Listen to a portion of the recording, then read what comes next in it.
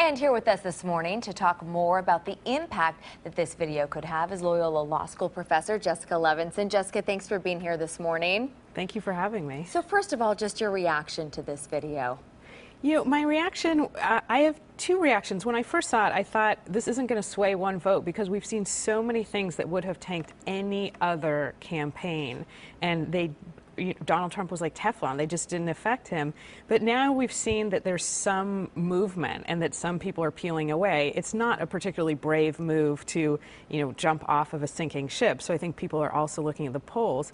So the question is, what's the difference here? And I think one of the differences may be that it's not people who are reporting on something happening. It's we're actually watching and hearing the statements. And I think viscerally for the voters and for those few undecided voters, and we keep trying to figure out exactly who's still undecided, right, it does make a difference. And I think we've seen a lot of people feel this just crossed the line. Now, why this is anything separate or surprising, right, is a separate question. Interesting. And we did see him come out right on Facebook, make an apology. Does that hold any water with voters, him coming out and saying, look, I'm sorry, this was more than 10 years ago? Yeah, so look, I'm sorry, this was more than 10 years ago doesn't frankly strike me as a heartfelt apology. It was, I wanted to tell you it was a long time ago, and I want to tell you other people have done other things. Now, his statement contains the words, I'm sorry, but in terms of categorizing it as an apology, I think that's also still open to interpretation. Will it make a difference? I think it's the first time he's used the words, I'm sorry, or I apologize.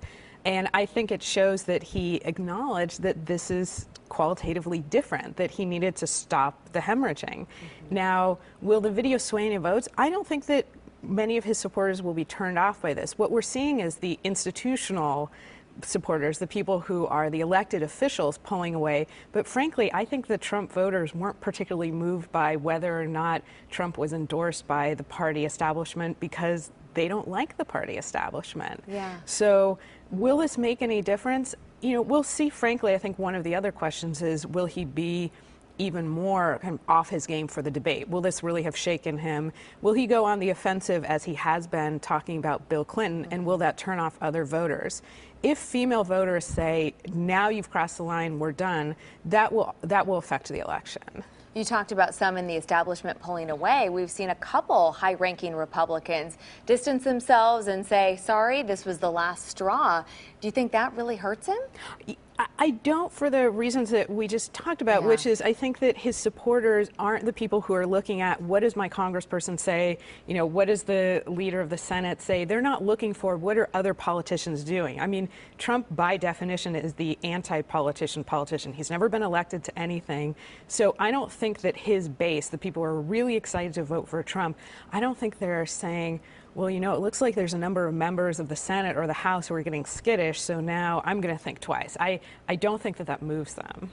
And what do you make of his VP pick, Pence, not really defending him, just kind of ignoring the topic? Well, I think it's great for Pence 2020, which is what we saw, frankly, in the debate last week. So Mike Pence has a different view of what Donald Trump has said than what Donald Trump has actually said. So this is in keeping with Mike Pence's previous stance in the debate of, well, that's a horrible statement, or I'm very surprised to hear that, things which, as we know from a Hillary ad, you can just cut to the tape, and those were statements that actually happened. So what do I make of Mike Pence? I mean, I think that privately he's probably apoplectic right now, and this is not good for Mike Pence. Mike Pence wants to live to fight another day in 2020 or maybe 2024, and we saw this in the debate. He comes across very well, at least in terms of style. And so Mike Pence is probably, happy that he's not within striking distance of Donald Trump right now.